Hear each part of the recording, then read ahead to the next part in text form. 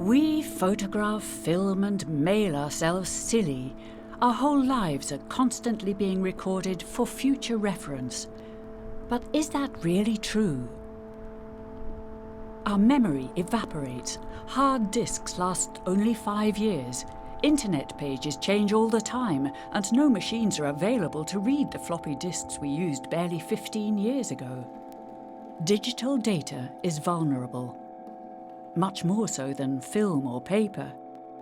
And yet complete libraries are being economized away and put through the shredder. We think we can find it all on the internet anyway, but is that really true? Or are we going to suffer from collective amnesia? If we lose the past, we will live in an Orwellian world of the perpetual present. So where anybody that controls what's currently being put out there will be able to say what is true and what is not. And this is a dreadful world. We don't want to live in that world. Just think about it. Every day we create terabytes of data. Are we going to save everything? We have to think intelligently about what's important to us. But what's important to us may not be important to historians in 100 years or 1,000 years. It's a terrible indictment of where our priorities were over the last 20 years, that we depend essentially on children and maniacs to save our history of this sort. Welcome to the cloud of digital oblivion.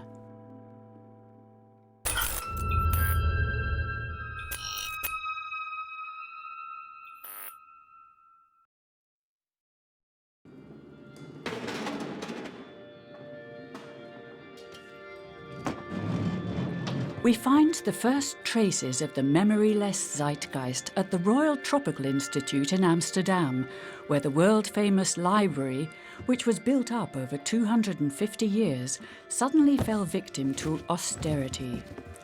The knowledge that was stored here was apparently no longer considered valuable.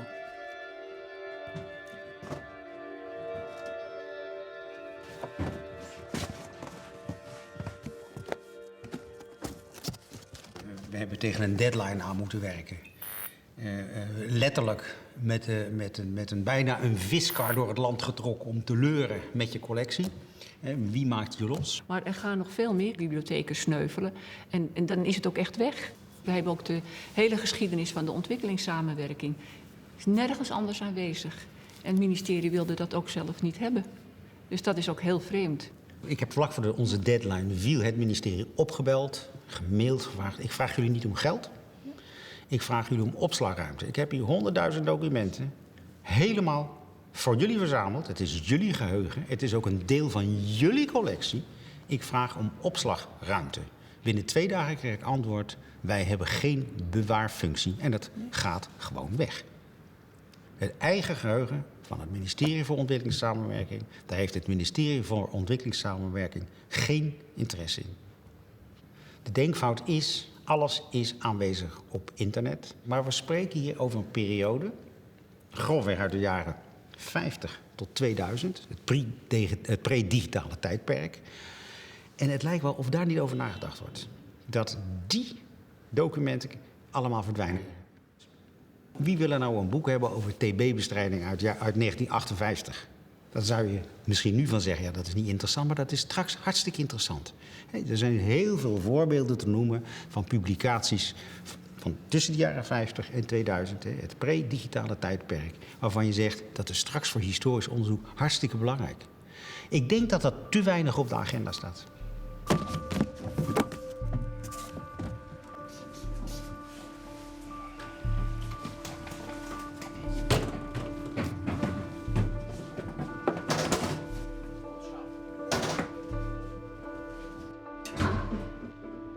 What does it mean when a culture thinks it no longer needs its memory? Are we so perfect that we can't learn anything from the past anymore? Quarterly figures replaced annual figures a long time ago. The apps and updates follow in ever more rapid succession, but the moment will arrive when we no longer know anything about our origins. It seems like a strange paradox. On the one hand, we now have the means to store our complete past. Yet on the other hand, it appears to go up in smoke. In San Francisco, we visit the Internet Archive, which aims to buck the archive-destroying trend and wants to preserve everything. We bought this building because it matched our logo. We'd made our logo, the Internet Archive logo, around sort of the Greek Parthenon look, as tipping our hat to the Library of Alexandria, which was a joint project between the Egyptians and the Greeks in 300 BC. So that was our logo. And when this building came for sale, it was like, there's our logo. So we bought this building, and it's been adapting to us, and we've been adapting to it. It was a church of the Christian Scientists. So let me show you around. Brewster Kahle is a passionate internet pioneer. Alexa, one of the first analytical web tools, earned him $250 million when he sold it to Amazon in 1999. He is now spending that fortune on his ideal. The Internet Archive collects all the information there is on all mediums, and it scans and preserves the internet every 2 months. Because Kahle thinks that knowledge of our past is indispensable. I'm a geek. I know computers really well. I was MIT, Artificial Intelligence Lab. And the idea of building a library of everything really came from what can we do that's good with our technology? What should we go and spend our lives doing? Can we build universal access to all knowledge? Can we make it so that anybody, anywhere can have access to everything? These are some of our book scanners. We designed and built these stands to be able to hold a book such that it's not destroyed in the process of being digitized. 2 professional-grade digital cameras and museum-grade lighting to get really good images. Then they're uploaded to the Internet Archive, and about 12 hours later, it will compress it, read the words so that it's searchable, make PDFs, déjà vus, make it even available for the blind as a talking book. There's also another 100 people that work in scanning centers in 30 libraries in 8 countries.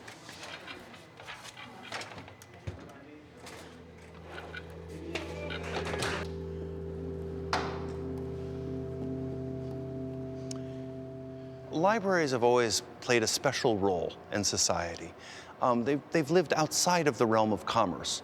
It's actually the realm of introspection or deeper conversation that isn't just being bought and sold. So the idea of being in a church actually makes some sense. So this is the great room of the Internet Archive, which we thought we would flatten the floor to make it into a library. But actually what a library looks like right now is not all that clear. Does it have stacks of books? Well, probably not anymore.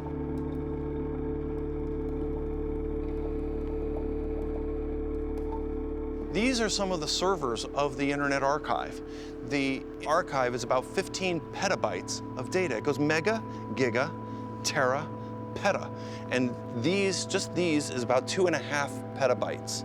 And it's used by about 3 to 4 million people every day. One thing I find interesting is the little blinking lights mean something. That if a light blinks, it's either somebody uploading something or downloading something from the Internet Archive. So it's enormously popular in terms of people really want to not only store and preserve older materials, they want access to it. So much of the web is already gone. The average life of a web page is only 100 days before it's either changed or it's deleted. And even though there are so many web pages, and they seem like they should be there, they're actually changing and coming and going all of the time. So we started by collecting the World Wide Web in 1996 by trying to collect every web page from every website every 2 months. Take a snapshot, then start again, take another snapshot, and another snapshot, and another snapshot. And it's starting to get big. So there's now about 380 billion pages that are in this collection. We collect about 1 billion pages a week at this point, are added into this database, if you will. And the Wayback Machine is a free way for people to type in an old URL or something that may have been lost on the current web and be able to find not only a past version, but maybe lots of past versions, so you can surf the web as it was. Why is it important to do that, to keep the history of the internet? If we lose the past, we will live in an Orwellian world of the perpetual present. So where anybody that controls what's currently being put out there will be able to say what is true and what is not. And this is a dreadful world. We don't want to live in that world. These little guys are us. It's kind of a riff on the terracotta soldiers in Jian, China, where they made statues of the soldiers in the army. So these are terracotta archivists, if you will. They're us. If you work for the archive for 3 years, then we make a little statue as a way of showing a part of people's lives where they've gone and dedicated themselves to public service and nonprofit, giving everything away. They've put their lives into it, and these are the people that have built the archive. And I think it shows some of the public nature that is the current internet, where it's open source software, or it's the World Wide Web, when people are just opening themselves up and giving things away. That's the tradition that I think we're part of, the library tradition brought to the internet. Are you here? Yes, I'm, you want to see me? So they put me in the front row between Ted Nelson and Aaron Schwartz.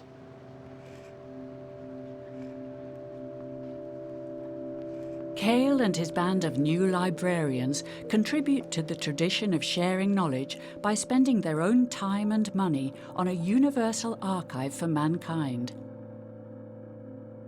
In Amsterdam, through a surprising rescue operation, the Royal Tropical Institute is also unwittingly contributing to the sharing. The 420,000 books and over 10,000 magazines that no one in the Netherlands wanted are given away for free to Dr. Ismail Serageldin, director of the renowned Library of Alexandria. This leading intellectual and former World Bank vice president has a network that covers the entire globe. He travelled to Amsterdam to save the books from the shredder. Why does he think libraries still serve a purpose? We have, along with universities, a very strange dual function. On the one hand, we are custodians of the past, and on the other, we are the laboratory of the new. So it's a place where people can go back to their roots, their history, learn about their identities, their forebears, and at the same time, it's a place where they can get the tools to invent the new. Well, this was the most sacred place of our library, hosting all the heritage. This is the place where our most precious books were, books from the 16th, 17th and 18th century. I remember coming here in earlier times and being completely awed by all the beauty that I found here. So you can see that this is the floor where we store parts of the collection which will be moved. And everything is yours. What's the value of the collection? I've made a calculation, and for the purchase value you have to reckon it about 100 million euros. How much did you pay for the collection? Well, we will pay for the shipment and transport, and it's a fraction of a fraction of a fraction of the real value. That's how I look at it. So, and if you look at these books here, they have these catalog numbers that you can see here, and these catalog numbers are matched with catalog data about each book, the author, the subject, and keywords, metadata. So one of the tasks that we will have to do will be how to pack them so that when we unpack them on the other side, we can make them available almost immediately. Nederlandse geschiedenis dat naar Egypte gaat. Ik snap het niet. Ja, bijzonder.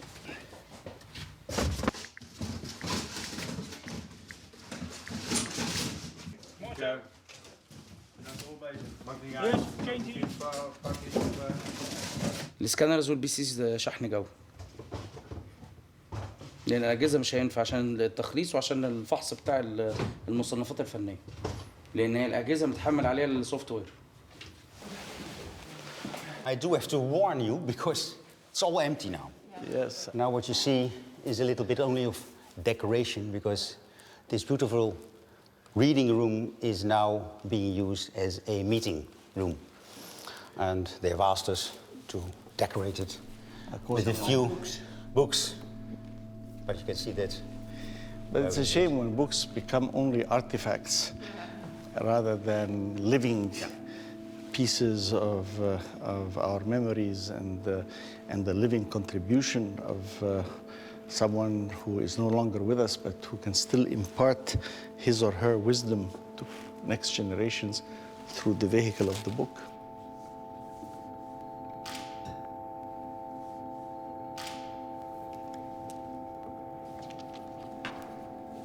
Het doet een beetje denken aan de boekverbranding, als ik het zo mag zeggen. En dan is het goed om te zien dat er andere culturen zijn die deze waarde wel weten te schatten. Inshallah. Ik snap het ook niet als je je profileert als een kenniseconomie. Dat zeggen wij toch steeds. We hebben geen industrie, maar wij zijn een kenniseconomie. Hoe kun je nou door in hemelsnaam een kenniseconomie runnen zonder een behoorlijke informatievoorziening? Informatie en kennis zijn onlosmakelijk met elkaar verbonden.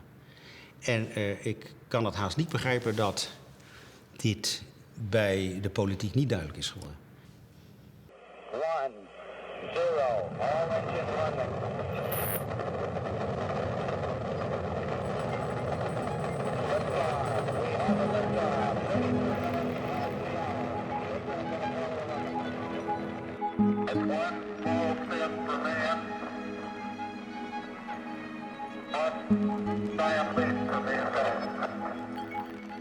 The first man on the moon. The images are embedded in our collective memory as one of the highlights of a technological culture that dates back less than 50 years. But even these iconic images are not safe as we race into the future. In the seamless age of the smartphone, everything loses its material state. An app rather than a dusty archive. Our own lives neatly arranged on the Facebook timeline.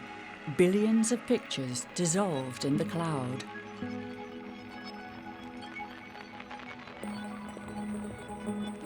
Between the deep fryers of a defunct McDonald's on an abandoned army base in Silicon Valley, a few retired NASA engineers now scrape up what's left of the very first footage shot on the moon.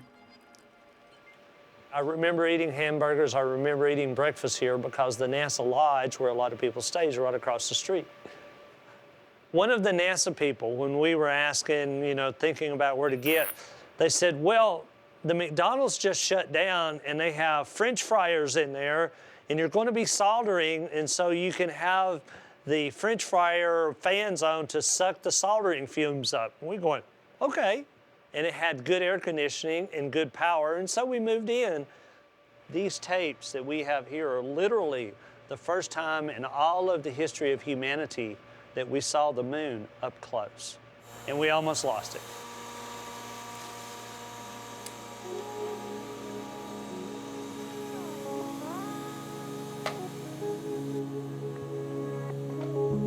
These tapes were made in 1966 and 1967 during what is called the Lunar Orbiter project. And what Lunar Orbiter were 5 spacecraft that NASA sent to the moon before the Apollo missions, because we didn't know what the moon looked like.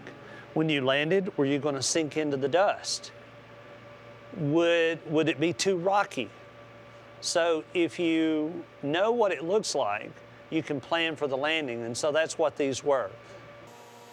In the late 1970s, NASA recycled many thousands of those tapes, and so they didn't think to keep them. So there was a big controversy about this in 2007 because they were about to get rid of these tapes because they said there were no more equipment that could run them. These are literally in this room, the 4 tape drives we have in this room are the only 4 left in the world. And this is the only functional tape drive left in the world. Where did you find them? Well, this lady who had retired from NASA, her name was Nancy Evans, had them in her barn. She was so passionate about this project to save these tapes that when NASA didn't want to do it, she had the tape drive surplus to her when she retired. And this was what was so incredibly cool for us. That's the Earth going by. When it goes by again, I'll freeze it.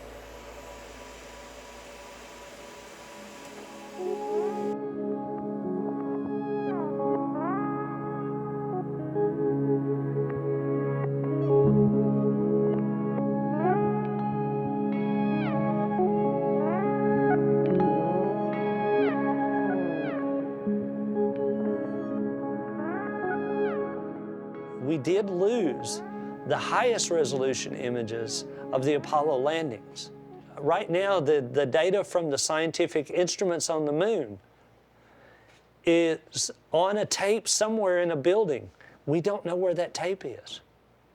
And we're searching for it now. We've been searching for 5 years. And we spent billions of dollars to put these instruments on the moon and sent astronauts there to do it. But we've lost most of the data.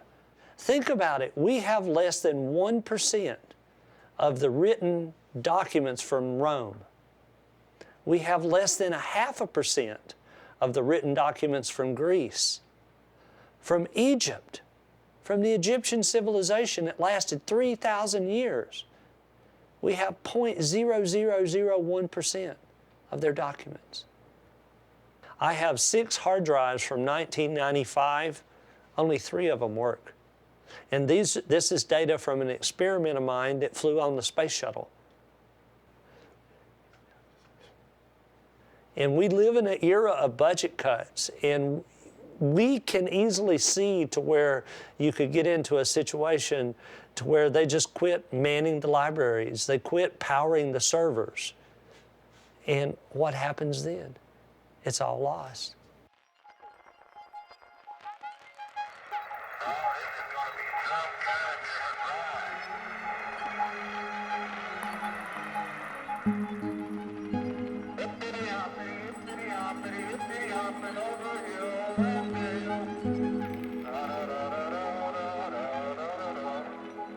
So we prefer to look forward rather than backward. But the future is also shrinking. In our accelerated culture, the smartphone is updated daily, and on the stock exchange, every nanosecond counts. But can we still think beyond our own children? The Long Now Foundation thinks we can. This organisation was founded by a remarkable group of people, including musician Brian Eno, author Stuart Brand, and inventor Danny Hillis. They want to get rid of this pathological focus on the here and now, and instead stand up for the real long term, the next 10,000 years. Yeah, well, it's a very interesting dynamic that we have is that, thousands of years ago, they wrote things on stone and clay that could last thousands of years. And hundreds of years ago, they wrote things on books that could last hundreds of years. And 10, 20 years ago, they wrote things on computer medium that clearly has not lasted at all. Now, we have lost many clay tablets. We've lost many stone things. So we don't know what we haven't seen. And there was a lot of papyrus that was written on that we've lost. The Library of Alexandria was burned many times, and we lost many things that we'll never recover, most likely from that. So there's always been loss. I think what's interesting about the technology that we have now is it's basically guaranteed to be lost. So this is one of our Rosetta disks. What it has on it is some instructions about what it is in 8 major world languages spiraling around the outside. So you can read this with the human eye. We wanted to make sure that people understood what was on it first. And then as they followed the text smaller and smaller, if they got out a magnifying glass, you can see in reflection there's actually what looks just kind of like a little cloudy area in the middle, but that's actually 13,500 pages of language information. And that's a basic description of the language, a parallel translation, a little bit about a map of where that language is spoken, things like that. So the idea of storing all that information now on this disk is that if we have that information encoded, if somebody found something that they didn't understand, they could go to these disks, we've produced several of them, and at least find a language that's very close, and then parallel out of that until they get to a language that they understand, and that would allow you to at least get the beginnings of how to recover that information. We would love to get them into as many hands as possible so that the accident of finding them is a lot higher probability than the Rosetta Stone was, for instance, when one of Napoleon's soldiers found it. But why is it important to emphasize the long view? Well, the premise of the Long Now Foundation is that there are problems that can only be solved if you think about them over a very long term.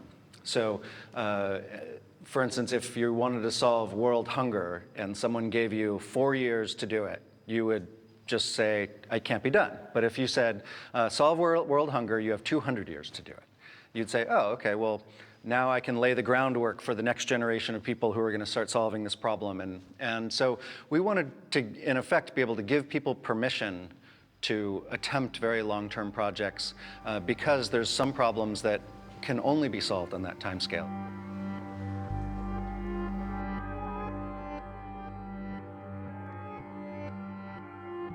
The Long Now builds actual, as opposed to virtual, projects to communicate with future generations. This entirely mechanical clock, for example, which is meant to tick once a year for at least 10,000 years. The 10,000-year clock, or as originally called the Millennium Clock by Danny Hillis, his background was in designing some of the fastest supercomputers in the world. So he'd been designing the fastest computers, and everyone always wanted faster and faster from him. And that was when he realized that people were ignoring the slower space. So he actually wanted to build, in effect, the slowest computer in the world.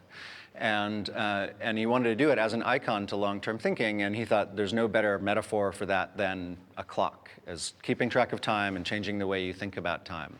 So we're building a clock that we've built several prototypes so far, but that are small, but we're now building it at very large scale, at monument scale, that you can actually walk through the workings of it. And it keeps track of time, not by hours, but by years and decades and millennia.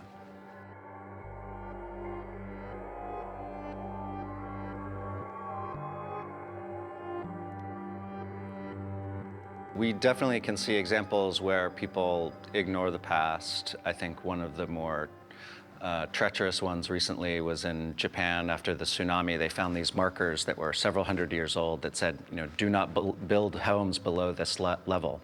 And of course, there was homes built below that level, and I think it was a hubris of modern technology that they felt that the seawalls that they built were fine, even though there's these markers hundreds of feet up the hillside that said don't build below this point.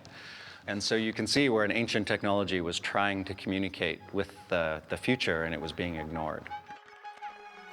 Can we relearn to think in generations like the Long Now does with the Rosetta disk and the Millennium Clock? In the early 90s, Brewster Kahle had the lucidity to keep a record of the continuously changing internet for the long term. Despite his digital background, he recently started to collect physical books again. We're going to want archives of every form, of all of the different generations. Physical form, the microfilm form, when they lived on CD-ROMs, when they were on hard drives, when they're on the next optical, holographic, whatever.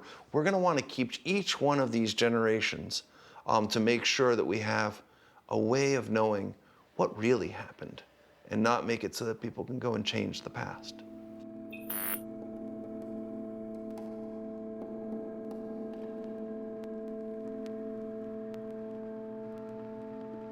We started out thinking that we would just be able to stay digital. We'd just give back the books to the libraries. But we're finding the libraries are starting to throw out books at a phenomenal clip. And so we want one copy of every book ever published. And we just started this a couple years ago. And it seemed like it's been going pretty well. We're over 1 million books now, and we'd like to get to 10 million books.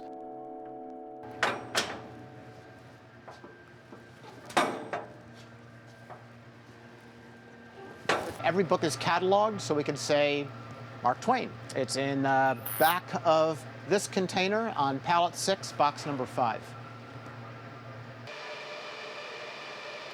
Estimates suggest there's about 100 million books that have been published since the beginning of time. And we probably get between 100,000 and 250,000 books a month that come in. We go through and we look at every single book. We check to see if we have a copy of it. If we don't, we go ahead and we store the book until we have funds to digitize it, and that goes into our physical archive. Some real classics. Top federal tax issues for 2007. A secret alchemy. So we have a wide variety of materials that come in, some public domain and some contemporary. Some that are academic and some that are research. So here's one on medical, surgical, nursing. Are there books you do not want? You know, it's interesting. The question of do we want all books, the answer is yes. We tend to be agnostic in terms of the type books we have. When we first started the digitization, I was surprised because we had some books that were from Gloucester, Canada, and they were fishing journals. And they were old, they were from the early 1900s, and they were hard to read. The print was really tiny. And we said, well, who would be interested in this? Well, within 1 week of digitizing the book, we started having downloads, and people discovered them online. And people would call neighbors and say, I think your great uncle's name is in the book, and they would go ahead and download it and read it. We make sure that the books stay digitally viable, and what that means is we improve the books from an engineering standpoint as standards change. So we're worried that books don't become extinct. We don't want books to go away because digitally, something's changed in the technology.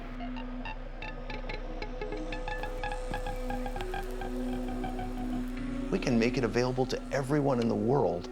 We can mix in computers to make things findable within it. We may be on the verge of building a global brain, something that is something much more than just a static library with people picking and poking through it, but something really quite grand. Cale dreams of a world brain connecting all sources of knowledge, just like in the science fiction novels. But the hundreds of thousands of books of the Tropical Institute in Amsterdam have not ended up in his internet archive, but are shipped to the harbour of Alexandria. The knowledge the Dutch regard as superfluous is welcomed there with great enthusiasm, as an enrichment of Arab civilization.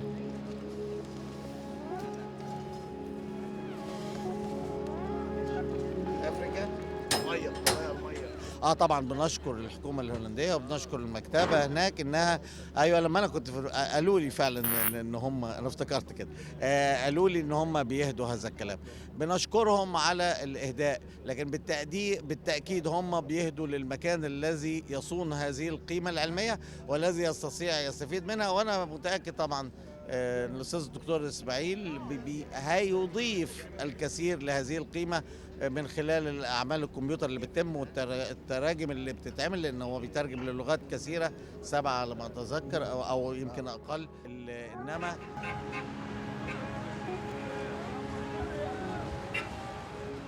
At the site of the ancient library of Alexandria, a futuristic reincarnation was erected in 2002, mainly funded by the oil states.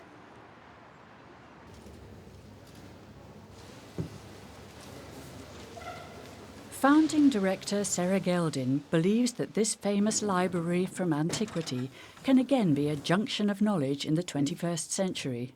More books. I have many, many libraries. This is here in my office. I am in my home in Cairo. I have in my home in Washington.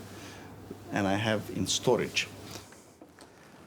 So Plato came and studied here, though not Aristotle, but Pythagoras and Plato both came to see the Egyptian library. But the Egyptian libraries looked at Egyptian knowledge. Greek libraries looked at Greek knowledge. The Library of Alexandria was the first library that wanted to encompass universal knowledge.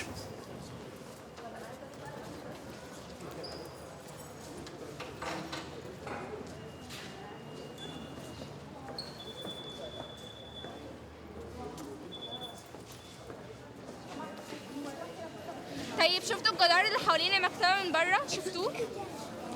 كان في حائط كبير قوي كده بره عليه حروف. شفتوا الحروف دي؟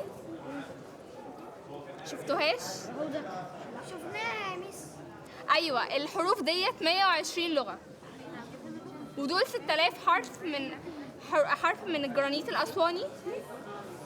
واللغات دي ال 120 لغة مختلفة هي رمز الاتحاد للحضارات كلها في المكتبة.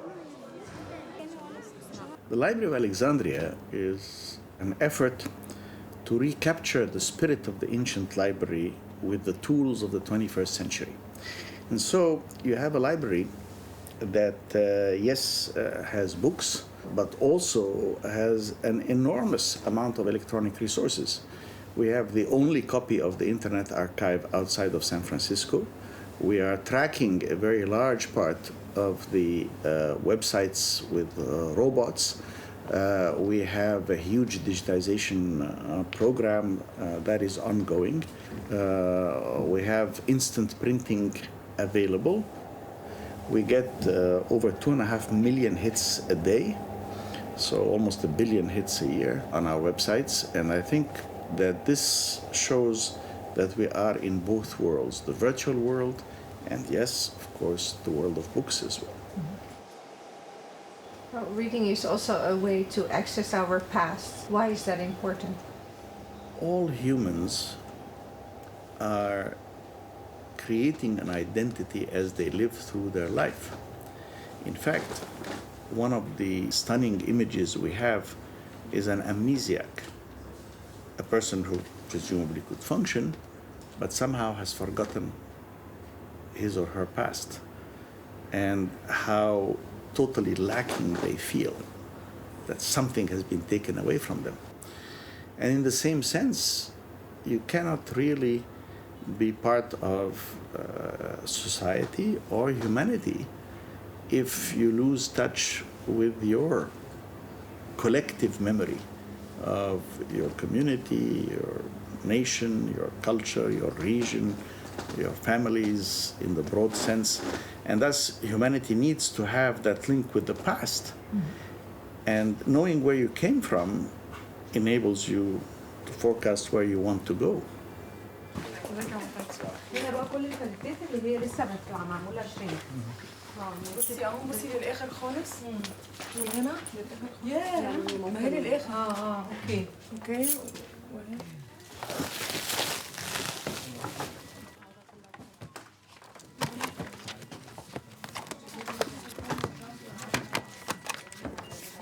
We have been doing now for one whole working week. We have processed 14,000 books, but in future we want to do more. We want to plan so that we do 4,000 books daily. طيب يلا ناخد بقى دول وننزل بيهم. Many people think we have the internet, we don't need books and libraries anymore. When people tell me the internet is going to destroy libraries, I say no. The internet is the answer to a librarian's dream.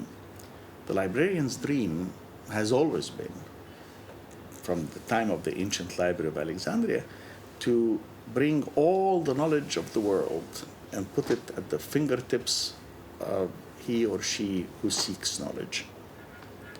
Well, for the first time, we have a technology that allows it to happen. We can now understand across space, and we can start to understand across time. And the things that make this possible are some of these technologies that help us find, discover, organize, reinterpret, translate these things. So it's the marrying of the content, like books, music, video that we've built up over generations, computer technology, which is just astonishing these days, and millions of people all interacting.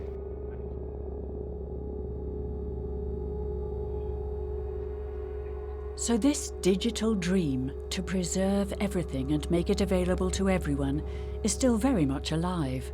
But in the meantime, we are losing a lot of information, much of which is irreplaceable. We go to a remote village in upstate New York to meet hacker Jason Scott. He recognized the danger of collective amnesia very early on and took up the challenge. As a modern Robin Hood, he saves digital information in danger of vanishing and gives it back to the public. Here's the deal, all right? The human race made a bet. It made a huge, huge bet. This was their bet. Their bet was everything that we are, everything we want to be, everything that expresses us is going to be put on a machine in digital form. It'll be faster, we can transfer it quicker, we can make copies quicker, it can be cheaper for us to get it to each other. But that bet hasn't completely paid off. Where they put it on small plastic discs, magnetic discs, they put it in the care of companies that were offering free sales and offering instant access, and then who went away. And here it is about 20 years later, and we're finding huge swaths of what we were doing gone. The half-life of software is insane. You know, the fact that we go from this working to this not working in not just the span of a lifetime, but in the span of, you know, less than a generation. And I mean unreadable, like unreadable, physically unreadable, the signal is gone. Or physically unreadable because there's no device to read it, or the documentation is gone. So there's an 8-inch floppy. People didn't even know that these things existed at one point. Can anyone play that at this point? No. At this point, you got to be very lucky if you've got an 8-inch floppy drive. We're well past the point, I think, that people can just assume something can be read, where something can be found, something can just work. Like if I've got it, I'm done. Like if I go to the store and get it, we're done. It's not going to happen.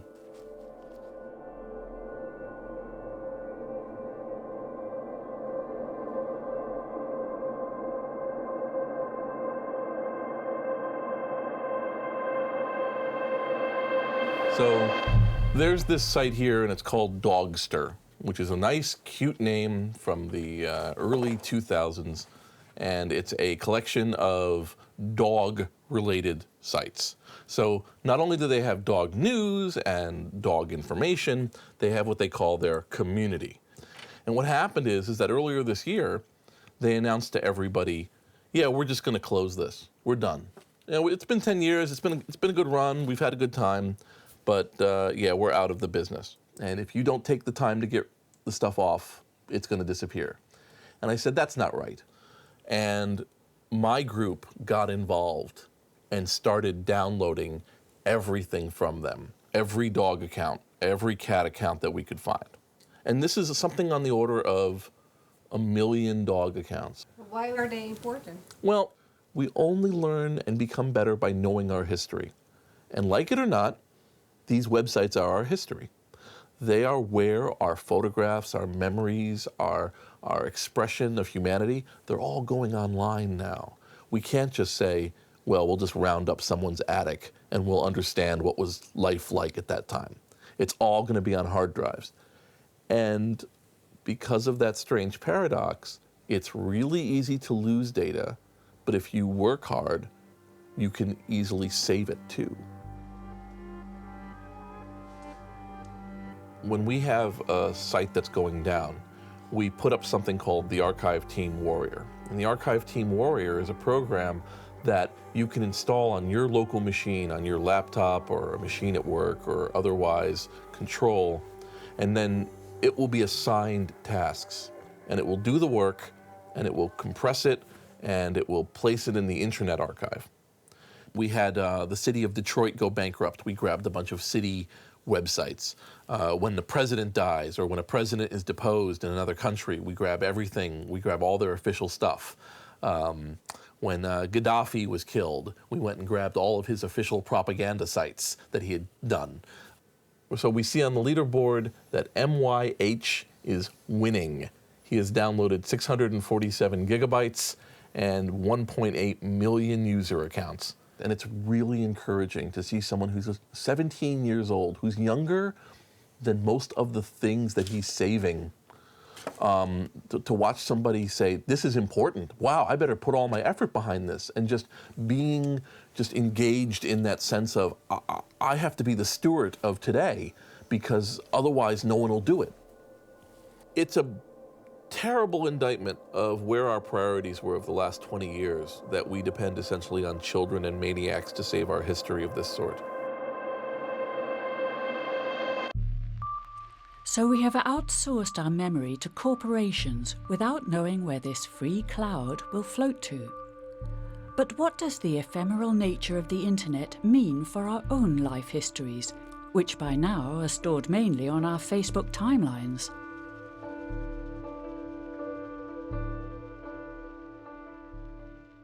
What about Facebook? Facebook is a terrifying situation. It takes in, at this point, the majority of human culture. It is where a lot of photographs end up, many, many photographs. We don't even know how many. It's where all the records of what people are thinking are going. It's quickly encapsulating other sites that provide photographs, that provide messaging, that provide letters. They're trying to become the new email. What we're seeing right now is a very scary situation. I don't even know how to begin to fix it. Meanwhile, the Royal Tropical Institute in Amsterdam is giving away the last 2% of its collection for free to the eager public. But who is to take care of our collective memory so that knowledge from the past remains accessible? Should we leave that to the market? To a giant like Google, for example? What about Google Books? They're scanning all our books.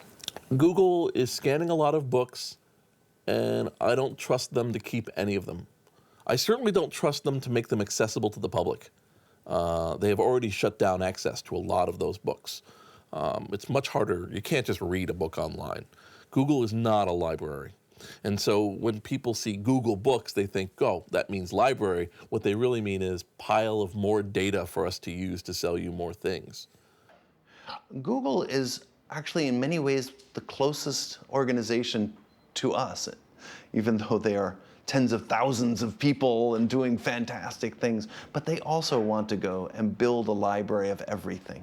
But they're a commercial player, and that's meant that they've done things in ways that actually are probably not quite right. So Google Books project started out with a grand vision of digitizing these libraries, but then they locked up the public domain, which is, why should one do that? What we want is lots of creators finding lots of audiences without having to go through the middleman. In many ways, the internet is the librarian's day. The internet is the ability to have the librarian in all of us start to come out and be able to go and organize and offer materials to people all over the place without having to have the job title.